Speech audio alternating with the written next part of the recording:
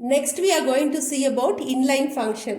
நார்மலா ஒரு கால் ஸ்டேட்மெண்ட் என்ன பண்ணுன்னு பார்த்தீங்கன்னா வந்து கம்பைலரை வந்துட்டு அந்த ஃபங்க்ஷனுக்கு ஜம்ப் பண்ண வைக்கும். ஃபார் எக்ஸாம்பிள் இங்கே எடுத்துங்க, இது மெயின் ஆஃப் ஃபங்க்ஷன். இதுக்குள்ளே பார்த்தீங்கன்னா இங்கே சம் ஆஃப்னு ஒரு ஃபங்க்ஷனை கால் பண்ணுது. இந்த சம் ஆஃப் ஃபங்க்ஷன் எங்கே இருக்குது? இங்கே இருக்குது. இதுக்குள்ளே பார்த்தீங்கன்னா 5 லைன் இருக்குது. ஓகேங்களா? இந்த பாடி ஆஃப் த ஃபங்க்ஷனில் ஒரு 5 லைன் இருக்குதுன்னு வச்சுக்கோங்க. ஸோ இப்போ இதை கால் பண்ணும்போது கம்பைலர் இங்கேருந்து இங்கே ஜம்ப் பண்ணும். கண்ட்ரோல் இங்கேருந்துங்க ஜம்ப் பண்ண வச்சுட்டு, ஸோ இந்த லைன் 5 லைன் முடிச்சோன்னா திரும்ப இங்கேருந்து இதுக்கு அடுத்த லைனில் வரும். ஓகேங்களா?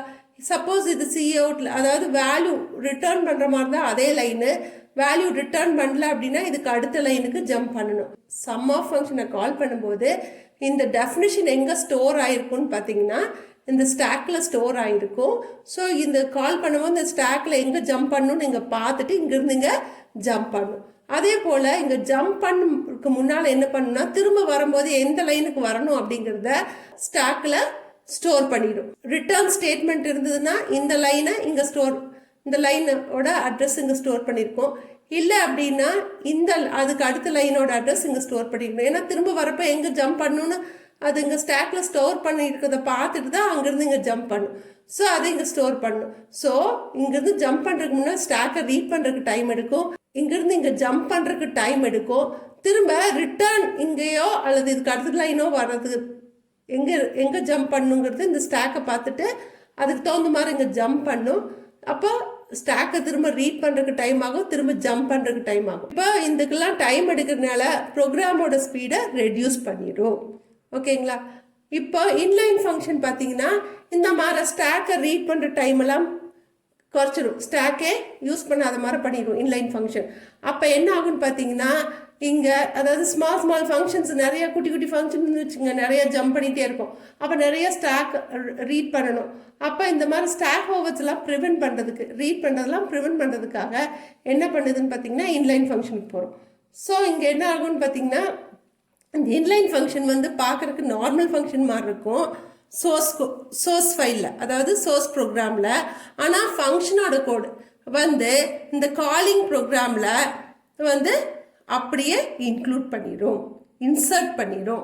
பார்த்தீங்கன்னா இந்த 5 லைன் இருக்குது இல்லைங்களா சம் ஆஃபில், அந்த 5 லைனை இந்த கால் ஸ்டேட்மெண்ட்டுக்கு பதில் அந்த 5 லைனை இங்கே சப்ஸ்டியூட் பண்ணிக்கும். அப்போ இங்கேருந்து ஜம்ப் பண்ணுறதுக்கான ஸ்டாக்கை ரீட் பண்ண வேண்டாம், ஜம்ப் பண்ண வேண்டாம். அப்போ டைம் வந்து அதிகமாக எடுத்துக்காது. இந்த ஜம்பிங் அண்ட் ஸ்டாக் ரீடிங் டைமில் ரெடியூஸ் பண்ணுறதுனால இது என்ன ஆகும், இது ஃபாஸ்ட்டாக இருக்கும். ஓகேங்களா? அப்போ இந்த இடத்துல இதை வந்து இங்கே என்ன யூஸ் பண்ணும் அப்படின்னா இந்த ஃபங்க்ஷனுக்கு முன்னால் இன்லைன் அப்படின்னு சொல்லி கீவேர்டை ஃபங்க்ஷன் ஹெட்டரில், இந்த ஃபர்ஸ்ட் லைன் தான் ஃபங்க்ஷன் ஹெட்டரில் இன்லைன் யூஸ் பண்ணால் இந்த மாதிரி இந்த லைனுக்கு இதில் இந்த ஃபங்க்ஷன் பாடியில் இருக்க லைன் சப்ஸ்டியூட் ஆகிக்கும். நெக்ஸ்ட் வந்து இதோட சின்டாக்ஸ் பார்ப்போம். சின்டாக்ஸ் வந்து inline, return data type, function name, data type parameter 1, data type parameter 2, etc. till data type parameter n. ஓகேங்களா? எவ்வளோ பேராமீட்டர்ஸ் வேணால் இன்க்ளூட் பண்ணிக்கலாம். இதில் பேராமீட்டர்ஸ் இல்லாமல் இருக்கலாம், 1 இருக்கலாம், 2 இருக்கலாம், அது நிறையா இருக்கலாம். ஓகேங்களா? இந்த இன்லைன் ஃபங்க்ஷன் பார்த்தீங்கன்னா ஃபாஸ்ட்டாக எக்ஸிக்யூட் ஆகும், ஆனால் ரிக்வயர்ஸ் மோர் மெமரி. ஏன்னா இங்கே பார்த்தீங்க அப்படின்னா ஒரு லைனை எடுத்துட்டு அந்த ஃபங்க்ஷனோட பாடியே கொண்டாந்து காலிங் ஸ்டேட்மெண்ட்டில் இன்சர்ட் பண்ணும்போது இந்த ஒரு லைன் பதில் அந்த 5 லைன் இன்க்ளூட் பண்ணும்போது உங்களுக்கு என்ன ஆகும், இன்னும் அதாவது 1 கேன்சல் ஆச்சுன்னா இந்த 4 லைன்ஸ் எக்ஸ்ட்ரா ஆகுது. அப்போ ஒவ்வொரு கால் ஸ்டேட்மெண்ட்டுக்கும் அந்த பாடி ஆஃப் த ஃபங்க்ஷன் லைன்ஸை இன்சர்ட் பண்ணும்போது அப்போ கண்டிப்பாக ப்ரோக்ராமோட லென்த் அதிகமாகும். லென்த் அதிகமாச்சுன்னா மெமரியில் அதிகமாக ஸ்பேஸ் பிடிக்கும் இல்லைங்களா? அதனால இட் ரிக்வயர்ஸ் மோர் மெமரி. ஆனால் ஜம்ப் பண்ண வேண்டியது ஸ்டாக் ஓவர் ஹெட் எல்லாம் மெயின்டைன் பண்ணாதனால இது வந்து என்ன ஆகுங்க, ஃபாஸ்ட்டாக எக்ஸிக்யூட் ஆகும். ஓகேங்களா? அப்புறம் இது பார்த்தீங்கன்னா இது வந்து காம்ப்ளெக்சிட்டி ஆஃப் யூசிங் ஸ்டாக்ல பார்த்தீங்கன்னா எதை ஃபர்ஸ்ட் போடணும், லாஸ்ட்டாக எடுக்கணும், அதெல்லாம் இருக்குது. ஸோ அந்த காம்ப்ளெக்சிட்டி ஆஃப் யூசிங் ஸ்டாக்கை வந்து ரெடியூஸ் பண்ணுது. இப்போ இந்த ப்ரோக்ராம் பார்க்கலாம். Hash include IOStream using name space std. அடுத்தது இன்லைன், இங்கே தானே இன்லைன் ஃபங்க்ஷன் ஆரம்பிக்குது. சாதாரண ஃபங்க்ஷன்னா இந்த கீவேர்டு இன்லைன் வராது. இப்போ இன்லைன் ஃபங்க்ஷனால எக்ஸ்ட்ராவாக இந்த கீவேர்டு இன்லைன் கொடுக்குறோம். இது return data type, as usual function மாதிரியே ரிட்டர்ன் டேட்டா டைப். இது வந்து பார்த்தீங்கன்னா ஃபங்க்ஷன் நேம், இது வந்து parameter 1 data type parameter 1 comma data type parameter 2. ஓகேங்களா? ஸோ இந்த சின்டாக்ஸை கம்பேர் பண்ணி காமிக்கிறேன். இதுக்குள்ள வந்து c is equal to a plus b ன்னு சொல்லியிருக்காங்க. யூஸ் பண்றதுக்கு முன்னால ஒரு வேரியபிளை டிக்ளேர் பண்ணணும் இல்லைங்களா? அதனால தான் c ஐ இன்ட்னு டிக்ளேர் பண்ணியிருக்காங்க. ஸோ இந்த c யோட வேல்யூ என்னவா இருக்குங்க? ஏவையும் பியும் ஆட் பண்ணி அந்த வேல்யூ cல ஸ்டோர் ஆகும். இங்க ரிட்டர்ன் c, c யோட வேல்யூ திருப்பி கொடுக்குதுங்க. ஓகேங்களா? இந்த கூப்பிட்ட இடத்துக்கு திருப்பி கொடுக்குது. இங்க பாத்தீங்க அப்படின்னா மெயின் ஃபங்க்ஷன்ல int x y z. ஓகேங்களா? c out இதோட இந்த லைன் முடிஞ்சது. தட் இஸ் இந்த ஸ்டேட்மெண்ட் முடிஞ்சிச்சு. அடுத்த ஸ்டேட்மெண்ட் இங்க பக்கத்துலயே ஆரம்பிச்சிருது. ஏன்னா செமிகோலனோட ஸ்டேட்மெண்ட் முடிஞ்சிச்சு.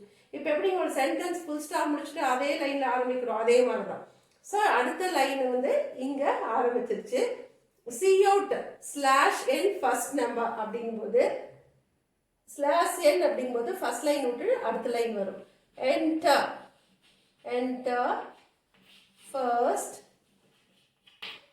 Number colon. ஓகேங்களா? இது கேபிட்டல் என்னா கேபிட்டல் என் தான் வரும். ஸோ அங்கே எப்படி இருக்குதோ அது அப்படியே உங்களுக்கு டிஸ்பிளே ஆகும். அடுத்தது சி இன் எக்ஸ், எக்ஸுக்கு வேல்யூ கேட்குது.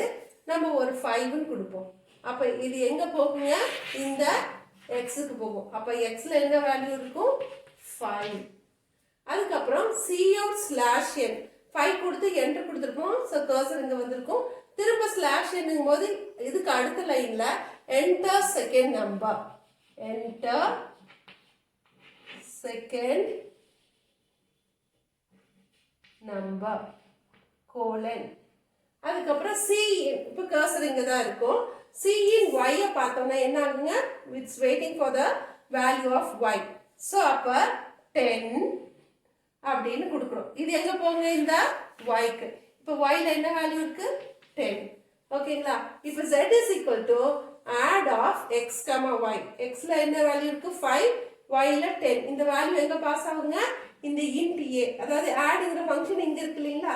So control will jump from normal ஃபங்க்ஷனாக இருந்தால் இங்கே ஜம்ப் ஆகும். பட் ஆனால் இன்லைன் அப்படிங்கிறதுனால இதுக்குள்ள என்ன பார்ட் இதில் பண்ணுதோ, வேலையை பண்ணுதோ, அது இங்கே டைரக்டாக இன்சர்ட் பண்ணிக்கும்.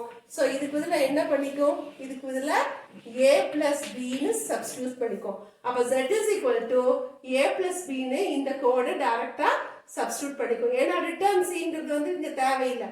திருப்பி இது இங்கே ரிட்டர்ன் கொடுத்தா இது வேற எங்காவது ரிட்டர்ன் பண்ணுற மாதிரி வரும். ஸோ இதை விட்டுட்டு இந்த சியோட வேல்யூ எப்படி கால்குலேட் பண்ணுதோ அதை இங்கே டைரக்டாக அங்கே கொடுத்தது. அப்போ z is equal to a plus b அப்படின்னு எடுத்துக்கும். இப்போ ஏல என்ன வேல்யூ பாஸ் பண்ணியிருக்குங்க? இது வழியா எக்ஸோட வேல்யூ ஏக்கு வந்திருக்கு, அதாவது 5. ஒய்யோட வேல்யூ பிக்கு வந்திருக்கு, அதாவது 10.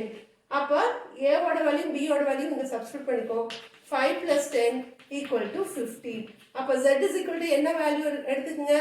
z is equal to 15 எடுத்துக்கும். ஏன்னா இதுக்கு இதில் என்ன வேல்யூ சப்ஸ்டியூட் ஆயிடும்? which is equal to 15. so z is equal to 15.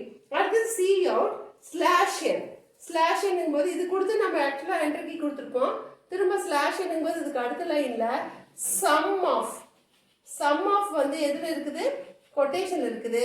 அதுக்கப்புறம் எக்ஸ் வந்து கொட்டேஷன்ல சாதாரண வேரியபிள்னா என்ன?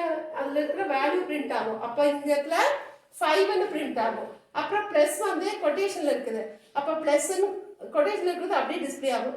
y வந்து கொட்டேஷன் இருந்தால் y வரும், சும்மா கொட்டேஷன் இல்லாதனால அது வேரியபிள். ஸோ yல என்ன வேல்யூ இருக்கு? 10. ஸோ 10ன்னு டிஸ்பிளே ஆகும். அதுக்கப்புறம் ஈக்குவல் டு வந்து கொட்டேஷன்ல இருக்கிறதுனால ஈக்குவல் டு சி. ஸோ அந்த இடத்துல z, இந்த இடத்துல ஆக்சுவலா z வரும். ஓகேங்களா? அப்போ zல என்ன வேல்யூ இருக்குங்க? 15. ஓகேங்களா? அப்போ 15ன்னு இந்த இடத்துல டிஸ்பிளே ஆகும். ஸோ இதுதான் அவுட்புட். ஸோ இதில் என்ன நடக்குதுன்னு பார்த்தீங்கன்னா இந்த ஃபங்க்ஷனோட கோடை கொண்டு வந்து டைரக்டாக நீ இன்சர்ட் பண்ணிக்குது. ஸோ இங்கிருந்து இங்கே ஜம்ப் பண்ணுறத திரும்ப அங்கிருந்து ரிட்டர்ன் பண்ணும்போது திரும்ப இந்த இடத்துல ஜம்ப் பண்ணுறது, அதுக்காக ஸ்டாக்ல போய் இந்த அட்ரஸ்லாம் மெயின்டைன் பண்ணி அதை போய் ரீட் பண்ணுறது, திரும்ப ஜம்ப் பண்ணுற டைமெல்லாம் வந்து நமக்கு சேவ் ஆகுறதுனால இது என்ன ஆகுதுங்க? ஃபாஸ்ட்டாக எக்ஸிக்யூட் ஆகுது. ஸோ ஜம்ப் பண்ணுற டைம், ஸ்டாக் ரீட் பண்ணுற டைம்லாம் மிச்சம் ஆகுறதுனால ஃபாஸ்ட்டாக எக்ஸிக்யூட் ஆகுது. அதே சமயம் ஒரு லைனாக இருக்குங்காட்டி பரவாயில்ல. இதே ஒரு 10 லைனாக இருந்தால் அந்த இடத்துல அந்த 10 லைன் இங்கே இன்சர்ட் ஆகும்போது என்னாங்க? இந்த ஒரு லைனுக்கு பதில் இன்னும் 10 லைன் இன்சர்ட் ஆகும்போது இப்போ ப்ரோக்ராம் இன்னும் பெருசாகும். ப்ரோக்ராம் பெருசாச்சுன்னா மெமரி அதிகமாக எடுத்துக்கும். அப்போ it requires more memory space.